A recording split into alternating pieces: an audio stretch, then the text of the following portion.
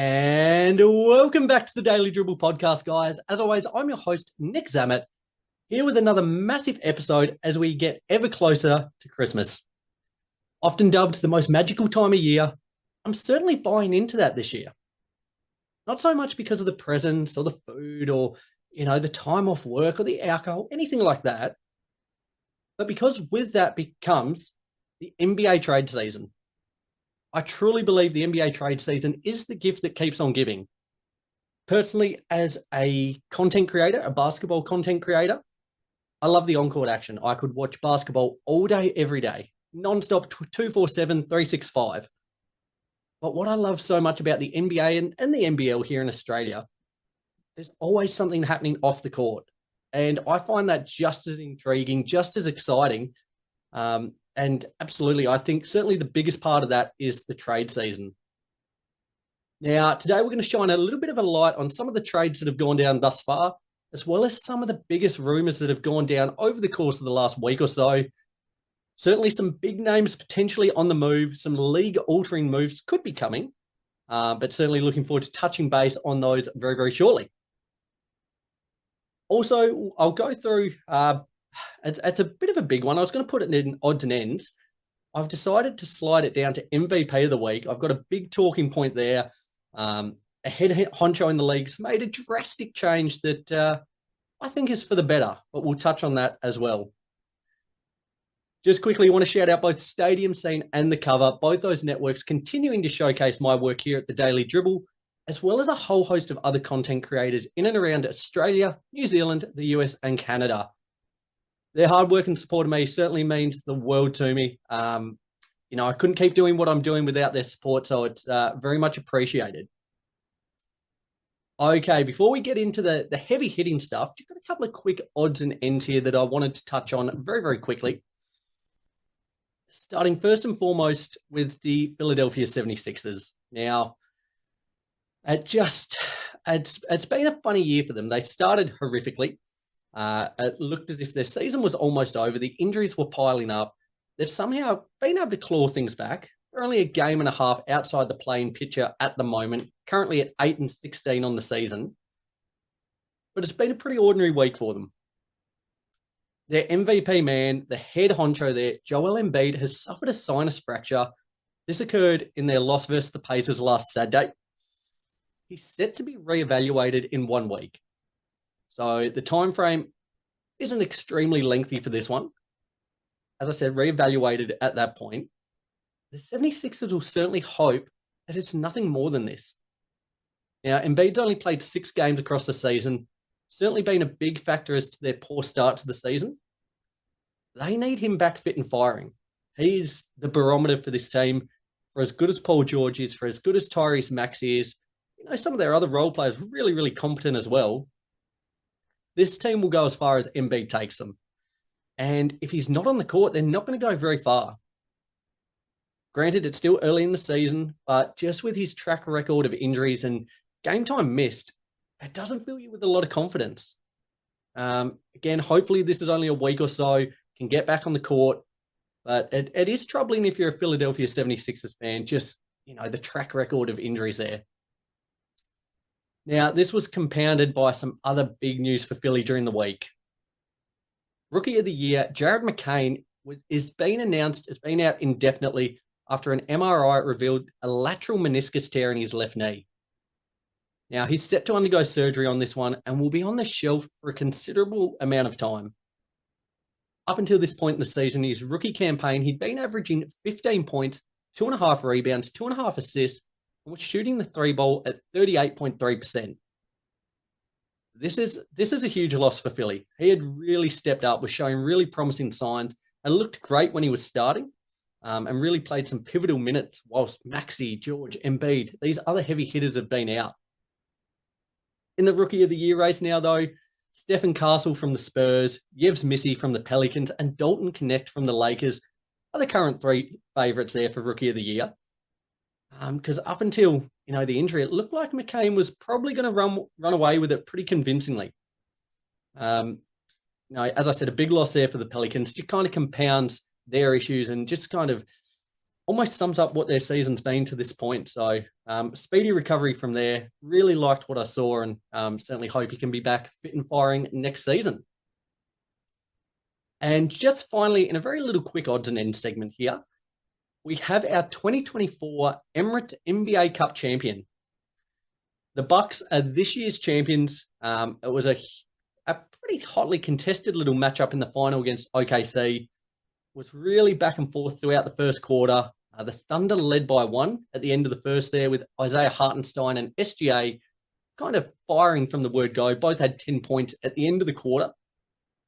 By halftime, though, the roles had been reversed. The Bucks held that 1-point lead, 51-50. But then early in the third, they really pulled away, broke out into a double-digit lead, and held a 13-point lead heading into the last quarter there. They really held their nerve well, ran out pretty convincing winners there, 97-81. SGA, he dropped 21 points, whilst Isaiah Hartenstein had 16 points, 12 rebounds. Damian Lillard can now call himself an NBA champion, with asterisks around that. He had 23 points, 4 rebounds, 4 assists, and went 5 of 10 from 3. Whilst the MVP, Giannis Antetokounmpo, had 26 points, 19 rebounds, 10 assists, 2 steals, and 3 blocks. An absolutely monster game there. I thought it was a fantastic tournament as a whole. Just added that little bit more intrigue and kind of broke up the monotony a little bit of an 82-game season. I think it's been a fantastic initiative. It's only going to grow in stature as the years go by. But yeah, really, really well done to the Bucks there. I think for them at the moment, they're starting to look like a legit threat as we move into the latter stages of the regular season and into the playoffs. This is kind of what we envisioned. This duo are really starting to click now there, Lillard and Giannis. And despite not playing in the game the other day against the Thunder, Chris Middleton coming off the bench, I think, is quite a handy little move there, and I think could potentially bring the best out of him. But yeah, they're starting to build nicely. It was a slow start to them for the season. Things are starting to click there in Milwaukee, and I think that'd be quite a headache, should you match up with them in the playoffs. Okay, guys, just before we push ahead, I just want to give another shout out to our partners. Now, the link to all these in our show notes and on our socials, Instagram, Facebook, YouTube, Twitter, and TikTok there in the bios. Kamikaze Energy still continuing to provide the goods there. As I've said numerous times, you don't need wings when you have Kamikaze Energy. They've been continuing to fuel these episodes week in and week out. You can go get 15% off your next order via that link there in the description. You're not only helping me in the show out, but I can certainly personally guarantee you will see a considerable improvement in your performance.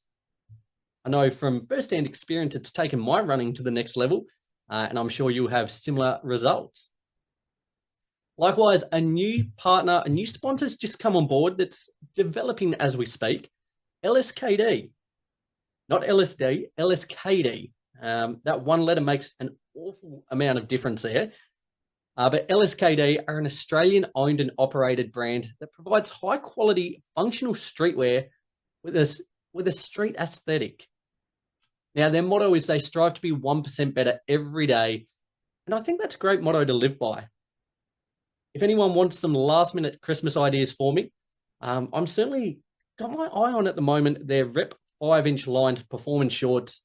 I think that would do just nicely for me at the moment. As I said, I've really been getting into the running lately. What did I do? I think I did 44Ks the other week and 35Ks last week. Nursing a little bit of an injury at the moment to the ankle, but certainly looking forward to getting back out and pounding the pavement very soon. And hopefully in these Rep 5-inch lined performance shorts. Fantastic stuff there, guys. Go check them out. Incredible products, Australian owned and operated. Support the show and support yourself by shopping LSKD. Check that link in the show notes and on any of our socials. Right, let's push on. The Daily Dribble. Woo! Okay, guys, as I said, the most magical time of year. Yes, partly because it is Christmas, but it is also the NBA trade season. As I've said, the gift that keeps on giving. I honestly think it is almost as exciting as the on-court action, all the rumors, all the debates, all the potential what-ifs, the maybes. It really is quite enthralling, and as a content creator, serves as really valuable content. So I'm really looking forward to discussing some of these key talking points with you now. Now, the trade deadline, guys, it does end on the 6th of February. Be sure, in the meantime, up until that point and beyond, follow all the socials, Instagram, Facebook, YouTube, Twitter, and TikTok to get all those latest updates and trades as they come to fruition. Okay, first and foremost, just want to start with, I saw the other day from the Athletics, Sam Vecini, his NBA trade board. Now, he's given 10 names, the top 10 players most likely to be dealt via the deadline there on the 6th of February. I'm going to start from number 1 to number 10, just rattle through these names. Starting first and foremost, he had Jimmy Butler, Zach LaVine, Cam Johnson, Brandon Ingram, DeAndre Hunter, Bogdan Bogdanovic, Bruce Brown, Colin Sexton, Robert Williams III, and Dorian Finney-Smith. Now, as I said, these are names he thinks most likely will be moved on before the deadline. Tell you what, there's some big names within that, and certainly players that would, move the needle for a lot of championship aspiring teams. Undoubtedly, you look towards Jimmy Butler, LaVine, Johnson, Ingram. They are all big game players and would certainly have a positive impact for any team they went to. Really excited to see how that plays out. And out of those 10, how many actually go on the move? I'll speak about a few of them momentarily. Pardon me. Now, there have been a couple of trades that have gone down thus far. Undoubtedly, the biggest one involves the Brooklyn Nets and the Golden State Warriors. In this trade, the Golden State Warriors received Dennis Schroder and 1 second-round pick, whilst in return, the Brooklyn Nets received DeAnthony Melton and 3 second-round picks. Huge trade, this one. For the Warriors, they get one of the best role players in the league this season. Schroder in Brooklyn has been electric. He's had some huge performances, and across the season thus far is averaging 18.5 points, 3 rebounds, 6.5 assists, and 1 steal per game. At 31 years of age, he still has plenty to offer any championship aspiring team. I think he's going to be a perfect backup there behind Steph Curry, depending whether they look to slot him in the starting lineup or if they bring him off the bench. I think he will complement Steph really, really well there. For the Nets, I think they did themselves a bit of a disservice here. I think given the way he's been playing and kind of the stocks in Schroder at the moment, they could have got more for him. Brooklyn received a high quantity of assets, you'd say, but not a high quality. 3 second rounders, I think, is pretty average. That probably won't eventuate to much. I really feel they could have done better here. In addition to that, DeAnthony Melton, he's out for the season with a partially torn ACL, set to hit free agency in 2025. So I doubt that we'll see him suit up as a Net. I think this is a big win for the Warriors. As I said, for the Nets, it's just essentially acquiring assets as they kind of embrace that rebuild. But I certainly think they could have done a better job in just getting higher quality assets there. On Brooklyn, though, it feels as if Schroder is that first domino to fall there. Cam Johnson and Dorian Finney-Smith are 2 names that are expected to be on the move. 2 names that I mentioned just a moment ago on Sam Vecini's board. Now, it's come out as well since this trade went down that the Warriors could have included Jonathan Kuminga in this trade if they wanted to get both Schroder and Johnson. I personally think they made the right decision here, not going for that at the moment. I think I'm quite bullish on Kuminga. I think he's shown some real promise and development, and I certainly wouldn't be keen to give up on him just yet. But would love to hear from you guys with this trade, how it went down. Essentially, if you strip it down, let's go to a Cam Johnson for a Jonathan Kuminga straight swap. Would you do it if you're the Warriors? Don't know. Let me know your thoughts, guys. Would love to hear. In other news, off the back of this one, not quite as high profile, but a move nevertheless, the Miami Heat have agreed on a trade to send center Thomas Bryant to the Indiana Pacers. Now, in return, the Pacers will send a future second-round pick to the Heat. For the Pacers, they were absolutely desperate for for a backup center, they've lost both Isaiah Jackson and James Wiseman to Achilles tendon injuries this season. The big man stocks were in absolute disarray. Brian's got plenty of experience, 8 seasons within the NBA. He's averaged 4 points and 3 rebounds in 11 minutes per game this season there for the Heat. But I think he'll certainly get opportunity in Indiana there to kind of increase those minutes, increase that responsibility, increase that output, and get back to some high-level ball, which he has shown in the past. In his debut the other night for the Pacers, he had 7 points, 2 rebounds, 1 block, and was 3 of 3 on shooting in just 11 minutes there. Pacers are a funny team. I feel like they're starting to rally a little bit, but I'm not sold on them. They've lost my trust for now.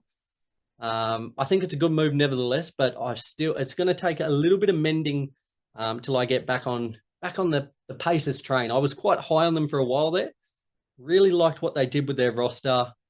Feel like they've taken a bit of a backward step, and I think that's coincided with Tyrese Halliburton taking a bit of a backward step as well. But who knows? Hopefully, adding to those big men stocks, maybe that can be a bit of a catalyst for getting their season back on track. In other news, the South Bay Lakers, the Los Angeles Lakers G League team there, have signed Devontae Graham to a contract.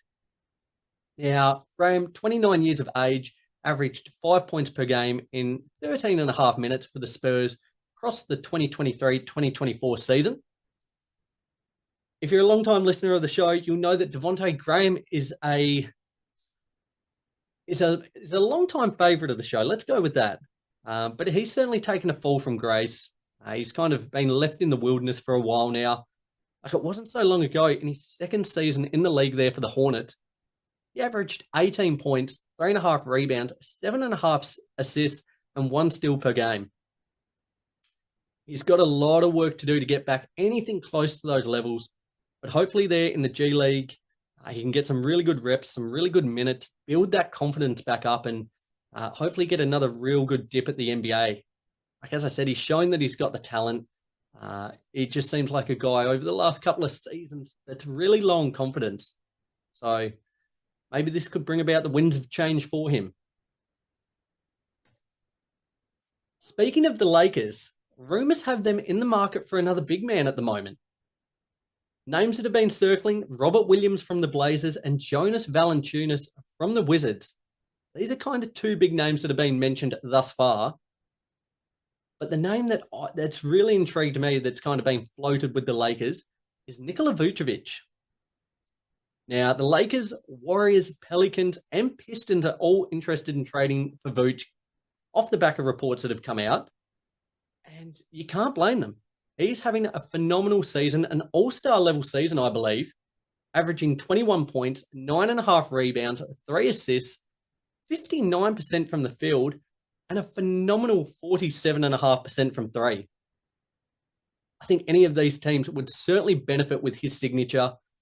Would love to hear from you guys. Where do you think Vooch should go? Should he stay in Chicago? Or should he go to one of these other teams? The Lakers, the Warriors, the Pelicans, or the Pistons? Or maybe somewhere else? Let me know your thoughts, guys. I'm quite biased. As a Lakers fan, I certainly would love to see him head out to the purple and gold. I think it would ease a little bit of the burden there that's on Anthony Davis at the moment. Maybe slide him over to the 4, get Vooch in at the 5. I think that would be a really tidy move. Don't think the Pelicans, it makes much sense. Their season's over. For the Pistons, I think would be a tidy move. And that comes in with the news that I'm just about to mention, that they have waived, the Detroit Pistons, they've waived center Paul Reed. Not a big name player, not a household name. Across 12 games this season, he'd averaged a tick under 5 points and a tick over 2 rebounds in just 10 minutes per night. But essentially, this move was made to give Detroit a little more roster and salary flexibility. Now, they're a team that currently sit in that play-in mix. They'll potentially be hoping, another move or 2 around the edges, or even splashing out on a Vooch could make them more formidable in the postseason. They're a team, again, I'm quite high on. I really like what they did in the offseason, adding a little bit of experience there in Tim Hardaway, bringing back Tobias Harris. I think it almost feels like a little bit of a Houston Rockets 2.0. We've seen what they've done the last couple of years. They embraced the rebuild. They got some really young or quality young talent there in Jalen Green, Alperen Sengun, Jabari Smith, players like that. But then they complemented by bringing in some experience. Fred VanVleet, Dylan Brooks, those kind of players there. And it's taken their game to the next level. They're now a heavy hitter within the West. I think potentially Detroit could try and replicate something like that in the East. And who knows? As I said, waiving Paul Reed, that could open doors for them. I certainly hope it does. I'd love to see them a real force once again. In other little pieces, guys, the Boston Celtics are betting favourites to land Ben Simmons in a trade or buyout before the deadline. Now, I actually quite like this move. Simmons is a guy that I've lost a bit of faith in. It's going to take quite a bit of time to get him back on my side. Like as a fellow Aussie, always got a bit of a soft spot for him, but just need to see consistent output on court. I think this move, though, if he were to go to the Celtics, I actually think this would fit really well. With the shooting across their roster that they already possess, it isn't as necessary for him to have to put up shots and put up points. But I think he would do a really good job of facilitating these other heavy hitters in their ranks. I think the only problem would potentially be keeping those hometown fans on side.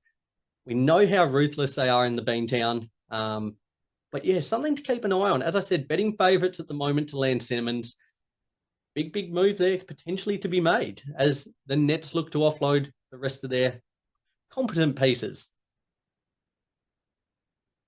Pardon me. In other news, Jimmy Butler, his most likely trade destination is the Phoenix Suns, according to reports.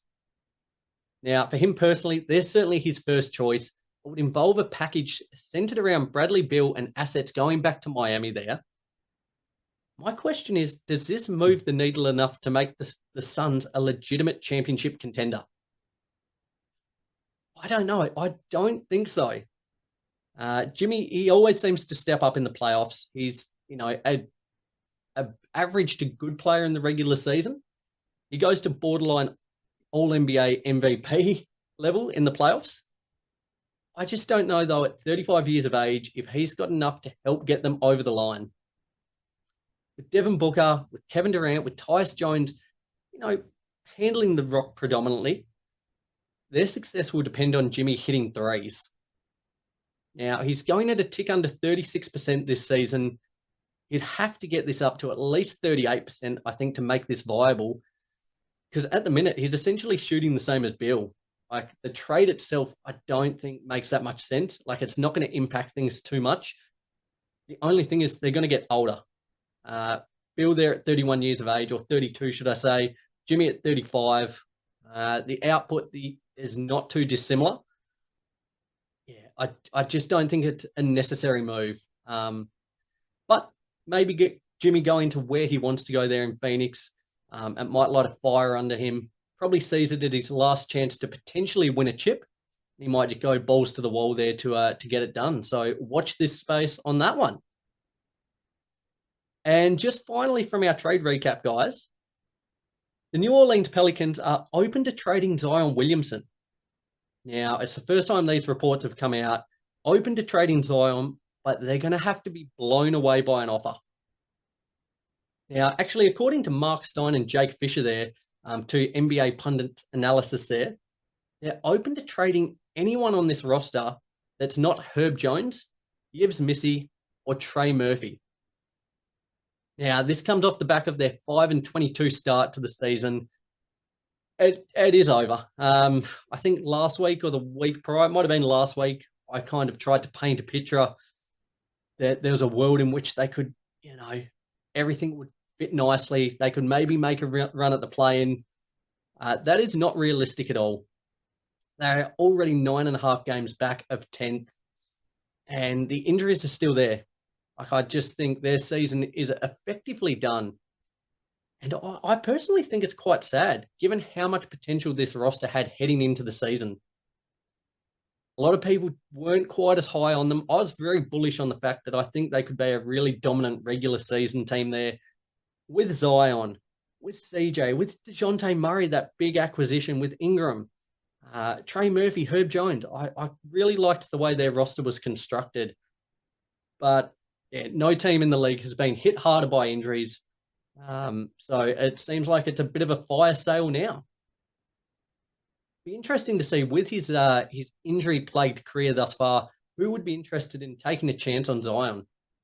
Like we've seen him when he's at his best, he's arguably one of, if not the most dominant player in the league. But unfortunately, we just haven't seen him on court enough. Very, very fascinating to see how that goes. And if the Pelicans look to move on from some of these other pieces, CJ in particular, Ingram, it could be a very different look Pelicans roster come February. So we'll certainly keep you updated on how that plays out. As I said, guys, the trade deadline, February 6th, that kind of recaps the week that was on that front. I'll be sure to keep you updated on all the news from the trades as they progress.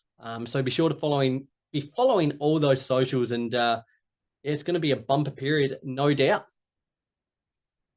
All right, let's move ahead to my MVP of the week. The Daily Dribble. Okay, in this little segment, if you're new to the show, my MVP of the week can be a team, it can be a player, it can be essentially anything. And it's just something that's kind of, been best on for me this week. I've given it to the NBA Commissioner, Adam Silver. Now, again, if you're a long-time listener of the show, you'll know I've spoken quite extensively about how stagnant the All-Star game and All-Star weekend has become. As the All-Star game's essentially become a glorified shoot-around.